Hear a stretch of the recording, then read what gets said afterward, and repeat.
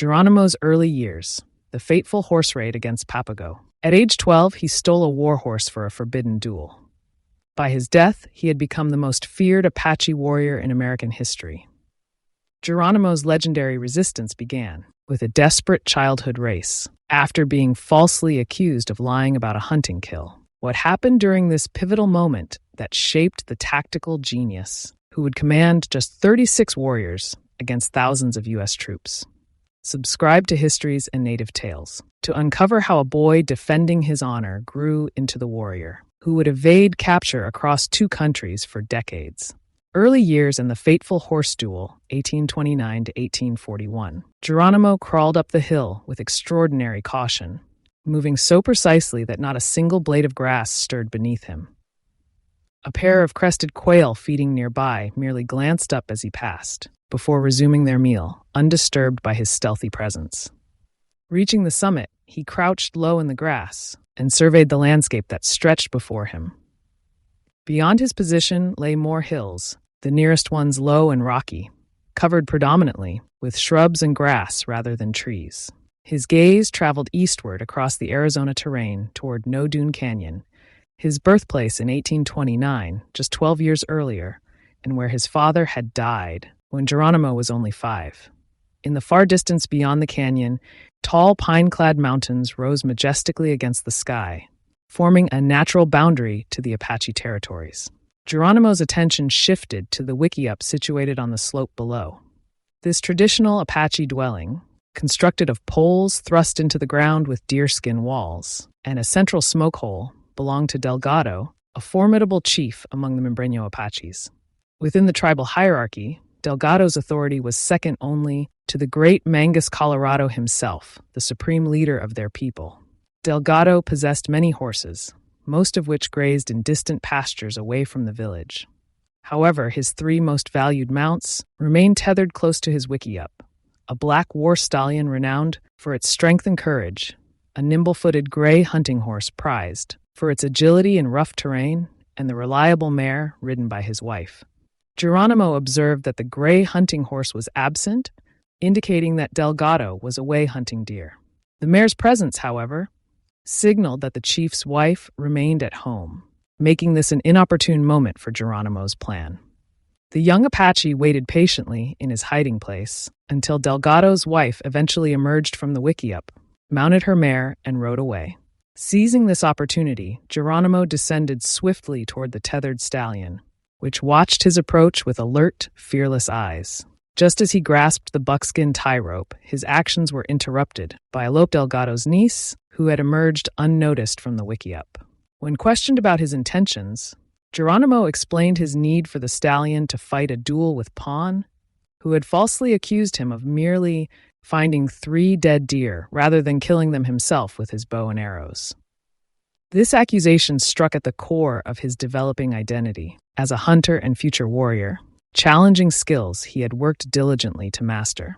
Despite Alopei's warnings about the dangers of the forbidden horse duels and the severe punishment Delgado might inflict if his prized stallion was injured, she ultimately decided against alerting the adults, recognizing the matter of honor at stake. With her tacit permission granted, Geronimo slipped the tether rope, grasped the reins, and vaulted confidently onto the back of the powerful horse.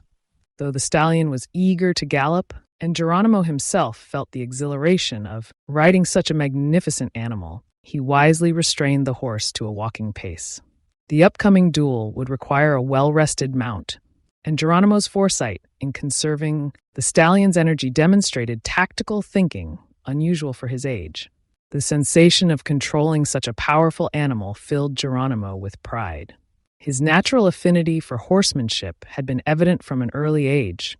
He had begun riding the village colts when so small that he required a boulder or stump to mount from. Years of practice had developed his skills to the point where he now confidently controlled a warhorse that few grown men in the village could manage, a testament to his extraordinary natural abilities. After 20 minutes of careful riding, Geronimo arrived at the secluded swale where the duel would take place.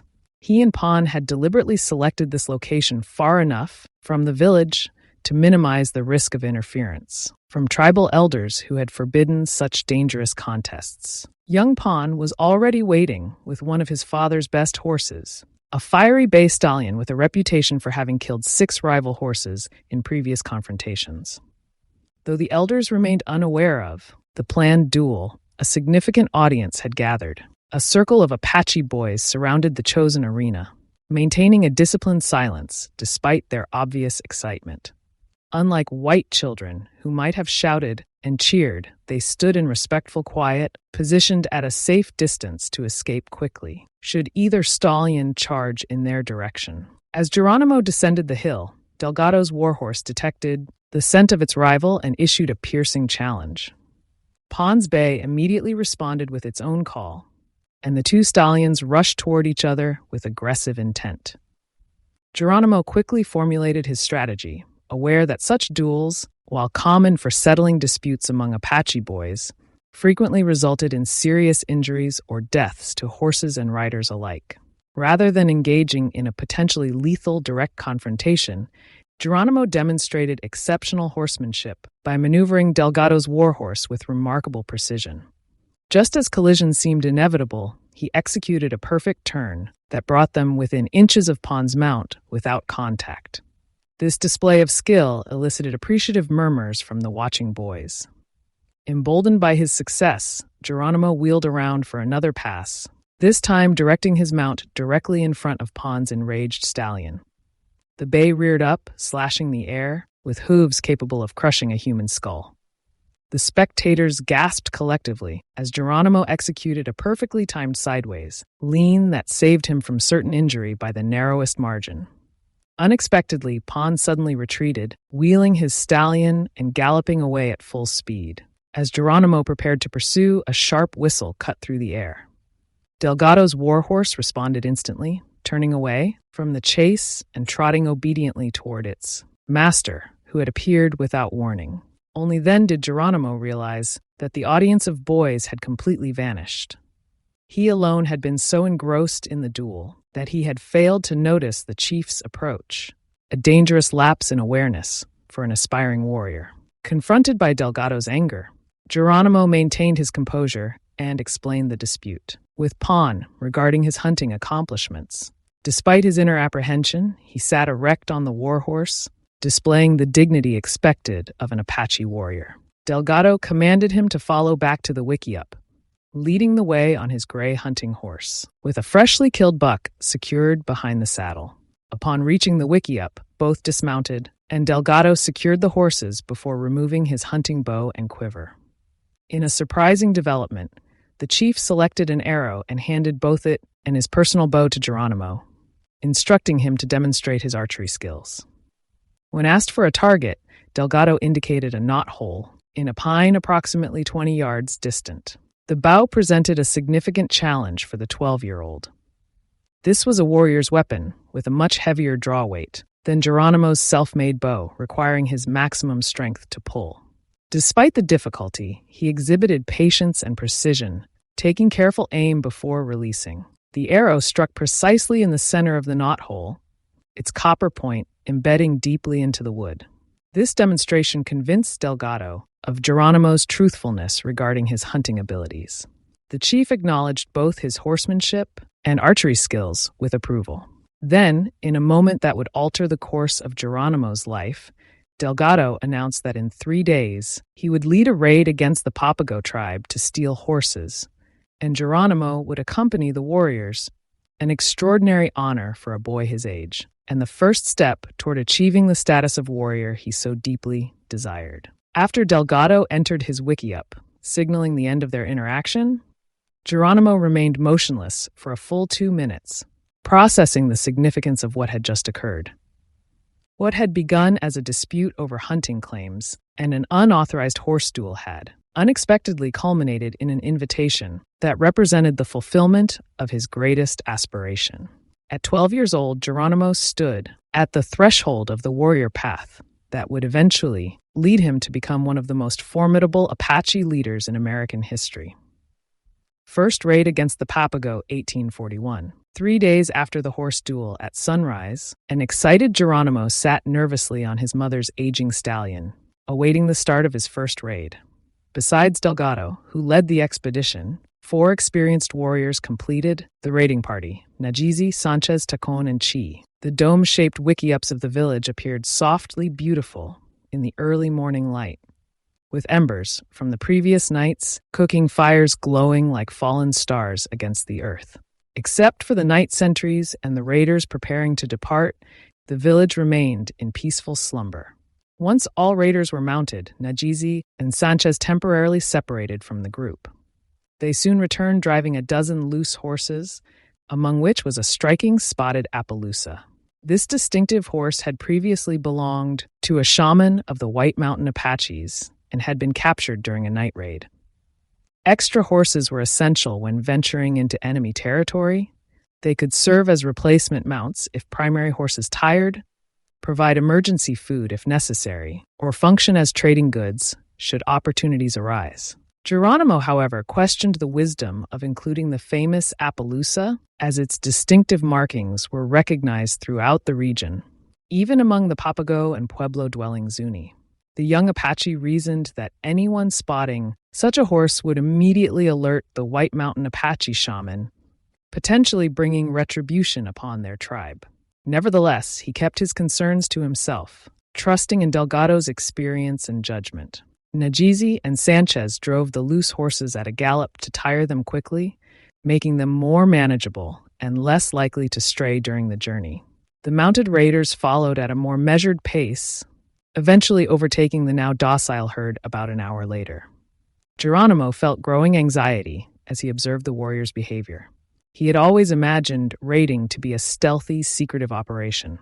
Yet these men laughed loudly, shouted to one another, and even mimicked a coyote howling from a nearby ridge. When Tacon challenged the heavy-set Chi to an impromptu race, whooping at full volume as they galloped ahead, Geronimo stopped worrying. He realized that Delgado, with his extensive raiding experience, would never permit such behavior if enemies lurked within 20 miles. That night, they camped atop a rocky hill, offering clear visibility in all directions. The raiders carefully extinguished all fires immediately after darkness fell, understanding that flames could be spotted from considerable distances on a moonless night. The following morning, they continued their journey, making no attempt to conceal their presence, until mid-afternoon, when the atmosphere among the warriors noticeably shifted. They had entered desert country and halted among a cluster of rocky hills. Delgado and Chi dismounted to scout from the tallest hill's summit, returning with new instructions. The raiders now moved with deliberate caution, slipping tether ropes around the necks of the loose horses and leading them quietly. After half an hour, they stopped at a dry wash, with banks approximately 4 feet high, bordered by cactus and palo verde trees. Sanchez and Delgado constructed an improvised picket line by felling one of the palo verde trees with copper hatchets.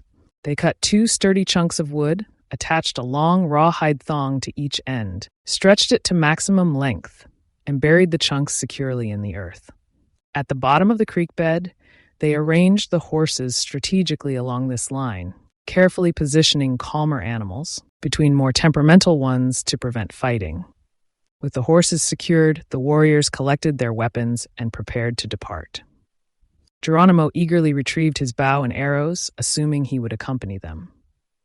His anticipation was abruptly shattered when Delgado turned, placed his palm against the boy's face, and pushed him forcefully back into the wash.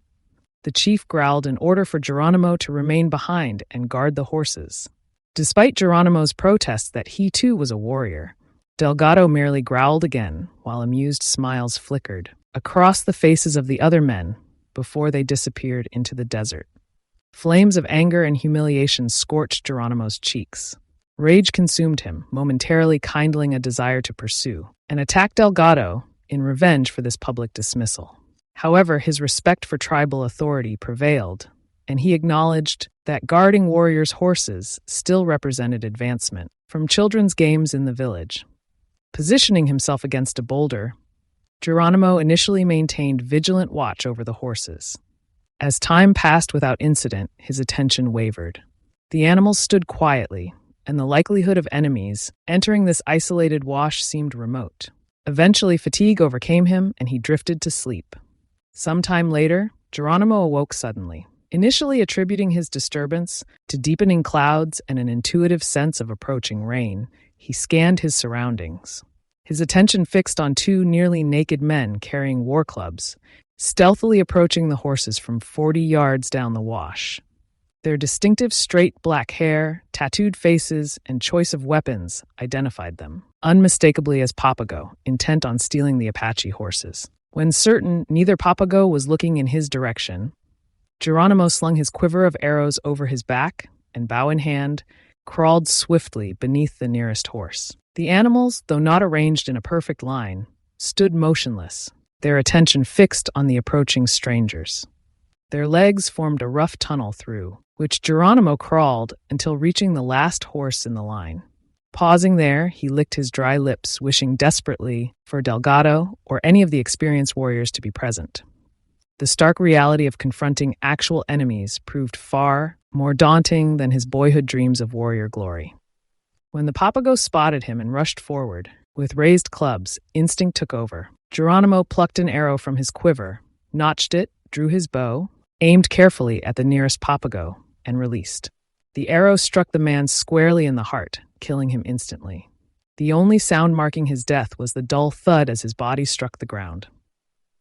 The second Papago immediately turned and fled. Forgetting to notch another arrow, Geronimo crawled weakly from beneath the horse and sat shivering for several minutes, processing what had just occurred. Then, reminding himself that he represented the Apache warrior tradition despite his youth, he forced himself to rise and examine the dead Papago. He tried to convince himself that he felt satisfaction in eliminating an enemy of his people, though secretly relieved he hadn't killed the second man as well. Before long, a magnificent black horse flanked by a gray and 4 bays leapt down into the wash, crossed it, and halted. These animals stared back in the direction from which they had come, causing the tethered horses to raise their heads in similar attention. Geronimo admired the black stallion, recognizing it as far too fine to have been bred by Papago. It must have been stolen from a Mexican rancheria. More horses followed, until approximately 80 animals milled around the wash. While most were scrawny Papago ponies, Geronimo noticed another exceptional specimen, a dark gray stallion with distinctive black spots. Riding bareback on stolen ponies, Delgado and his raiders appeared behind the last horses. As their mounts jumped into the wash, the warriors dismounted in fluid motion. Delgado approached Geronimo and examined the dead Papago. Upon learning that a second intruder had escaped, Delgado scolded the boy for not killing both men, but immediately directed him to mount up for their departure. To Geronimo's astonishment, Delgado then calmly transferred his saddle and bridle from his own horse to the Appaloosa. This deliberate delay seemed incomprehensible given their precarious position in enemy territory, where Papago pursuers could appear at any moment. Yet Delgado maintained the composure he might have shown in his own wiki-up. Mounting the distinctive spotted horse and shouting at full volume, he charged the captured herd. The other raiders followed, driving the horses northward at maximum speed. This direction puzzled Geronimo, as their village lay almost directly east. When he questioned Najizi about this, the warrior simply advised him to observe and learn, rather than question.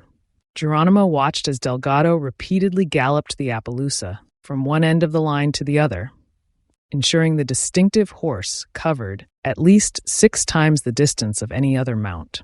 After approximately 90 minutes of this intensive activity, Delgado caught his original horse and transferred the saddle and bridle back from the now exhausted Appaloosa, which staggered a short distance before standing with drooping head. Understanding finally dawned on Geronimo. Papago trackers would inevitably find the abandoned Appaloosa and recognize it as belonging to the White Mountain Apache shaman. They would also observe that the stolen horses had initially been driven northward toward White Mountain territory.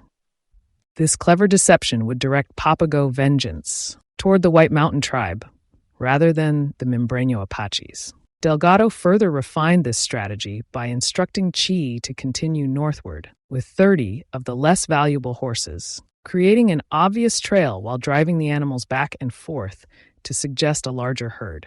Meanwhile, the remaining warriors divided the horses into smaller groups to be taken in different directions before eventually returning to their village. This fragmentation would make tracking significantly more difficult for any pursuers. Nature provided additional assistance when the gathering storm clouds released a torrential downpour. The raiders smiled at this fortunate development, recognizing that while Papago trackers would certainly find the abandoned Appaloosa, the heavy rain would effectively erase all evidence of where the remaining horses had gone. Driving their prizes through the deluge, the raiders turned homeward with their substantial acquisition. The following day, under bright sunshine, the stolen Papago horses grazed peacefully on the slope opposite Delgado's wickiup. Geronimo watched anxiously as Delgado exercised his right as raid leader to divide the spoils. The chief first reserved 20 horses for himself, including the 2 finest stallions. He then distributed smaller numbers to the 4 warriors based on their individual contributions to the raid's success. Additional horses were allocated to families without male members capable of raiding. As the distribution continued, Geronimo's hopes for a personal share diminished. The only animals remaining were approximately a dozen specimens suitable only for food. Delgado designated these as cooking pot fodder, but then made an unexpected announcement heard by all present. From his personal portion, he was gifting both the black stallion and the gray stallion with black spots to Geronimo, acknowledging that during the raid, the boy had conducted himself as a true warrior. For a moment, Geronimo stood frozen in astonishment and delight. Then, composing himself with newfound dignity, he straightened his posture, squared his shoulders, and stepped forward proudly to claim these exceptional prizes. At 12 years old, having killed his first enemy and earned the respect of a powerful chief, Geronimo had taken his first significant step on the path that would eventually lead him to become one of history's most formidable Apache warriors. Geronimo's rise to warrior status and love for Alopei, 1846. In the spring of 1846, 5 years after his inaugural raid, Geronimo positioned himself on the summit of a low hill approximately 10 miles south of the Arizona-Mexico border. At 17, he had already established a formidable reputation among his people. A red blanket draped his otherwise unclothed body, save for a breechcloth, moccasins, and the warrior's headband securing his black hair. His knife hung from his belt, while his muzzle-loading rifle, powder horn, and bullet pouch remained within arm's reach, essential tools for the dangerous mission ahead. 2 warriors, Zaigo and Pedro Gonzalez, accompanied him on this expedition into Mexican territory. Though both were chronologically his seniors, they had deliberately selected Geronimo to lead this raid, acknowledging his exceptional tactical acumen and unflinching bravery. However, his uncharacteristic silence troubled his companions. Typically animated and eloquent, already recognized as a gifted orator among the Membreño Apache, Geronimo's quietest moments often preceded his most dangerous actions. The prolonged silence eventually prompted Zaigo to comment that such brooding seemed inappropriate for someone who held the distinction of being the youngest Membreño ever admitted to the prestigious Council of Warriors. Pedro Gonzalez concurred, noting that since their departure from the village, Geronimo had exhibited a simmering frustration, like banked coals awaiting sufficient oxygen to ignite. He questioned whether this stemmed from opposition to Geronimo's admission to the council. Geronimo dismissed concerns about his critics, declaring his willingness to physically confront anyone questioning his worthiness as a Membreño warrior. Zaigo clarified that those who opposed his council membership never doubted his combat prowess or courage. They merely considered him impulsive and reckless, attracting trouble through disregard for overwhelming odds. With a dismissive grunt, Geronimo suggested some Membreño warriors possessed the timorous spirit of Mexicans, quickly excluding Pedro from this characterization. Pedro, who had been captured from Mexico at age 5 and adopted into an Apache family, had so thoroughly embraced Apache culture that he had developed into one of their most accomplished fighters. He gently corrected Geronimo. Mexican I was once, Apache I am now. When pressed further about his sullen mood, Geronimo revealed that Nepose, father of the beautiful Alopei, had spoken against his council admission. Zaigo acknowledged this was common knowledge throughout the village. Nepose objected to his daughter marrying a mere warrior, when a chief might offer 5 horses for her hand. Geronimo momentarily fell silent, contemplating the object of his affection.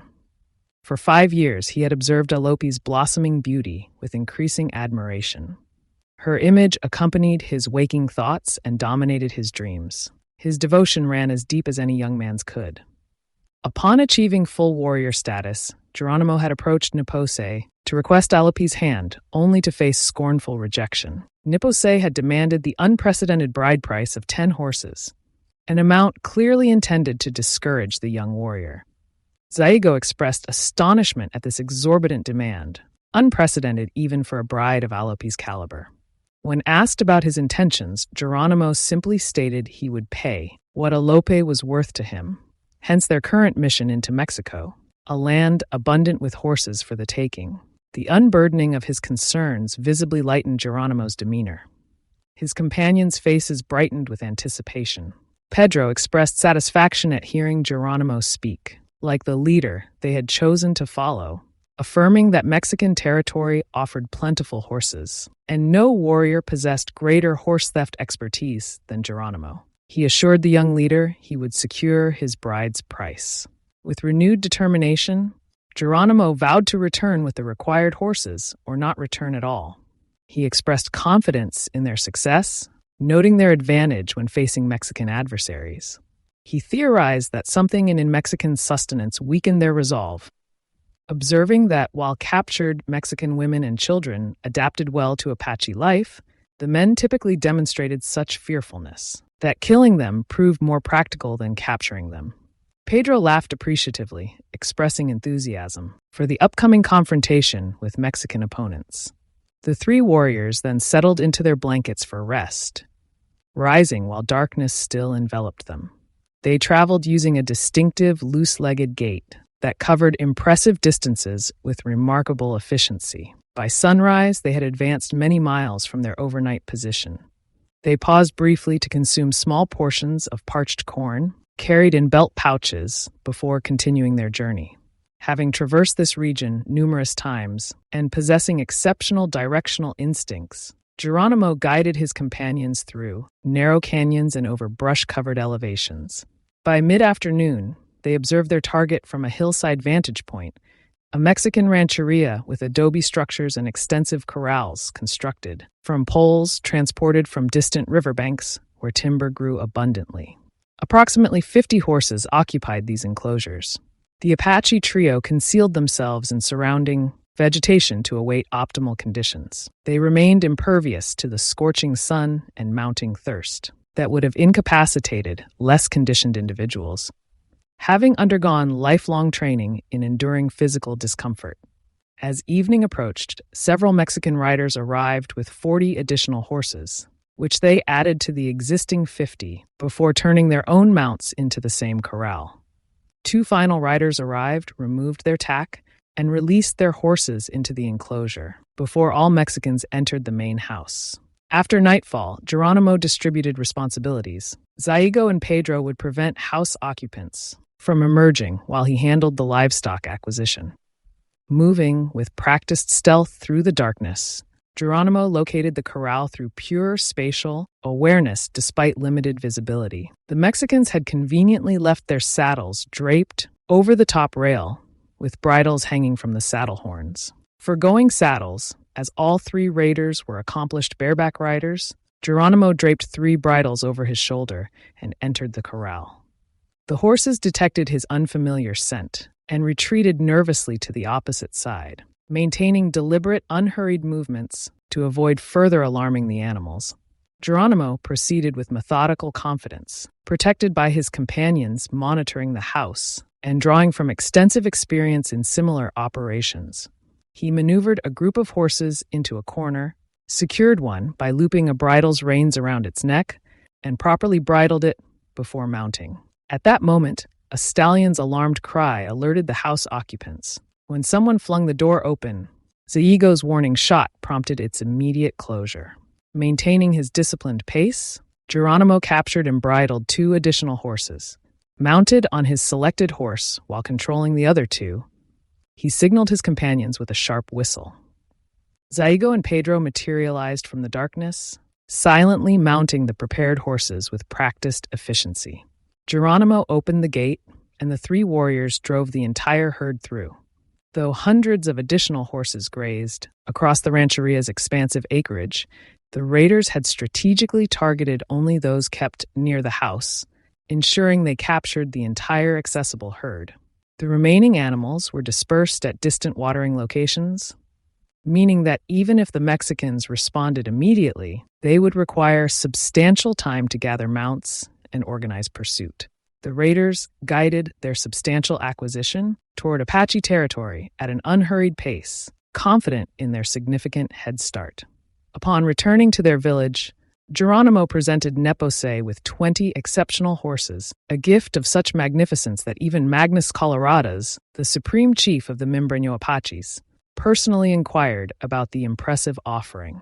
Faced with such generosity that far exceeded his original demand, Nepose could no longer reasonably prohibit Alopei from marrying the young warrior, who had so clearly demonstrated his worth. Though several thousand people inhabited the Mimbreño settlement, Apache cultural preferences for spatial separation meant the village spread across multiple hills.